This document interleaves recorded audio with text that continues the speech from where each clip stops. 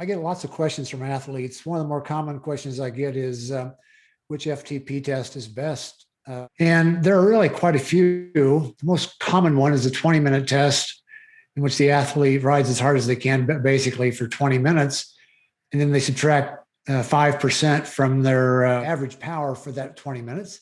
What you have to do is you have to, about every 5 minutes, is tweak your power output by increasing it slightly or decreasing it slightly. The most common mistake athletes make when doing this test is they go out way too hard and they blow up and they wind up just basically struggling to the finish line. You're better off starting conservatively and then every 5 minutes increase or decrease the intensity just to make sure you're getting it right. So that's the most common test, the 20-minute test. Another very common test is the 8-minute test. In this case, you do 2 times 8 minutes with a 10-minute recovery between them. The 8 minutes should be all out, as hard as you can go.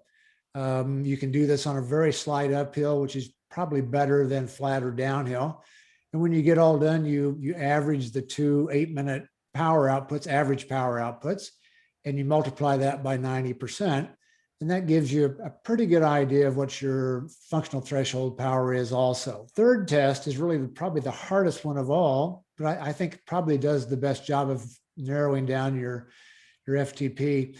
And that's to do a 30-minute test, ride very steadily for 30 minutes, just like the 20-minute effort. So every 5 minutes, decide whether to go harder or to back off a little bit. Then when you get all done, subtract nothing. Just accept whatever your average power is for that 30 minutes as being your FTP test.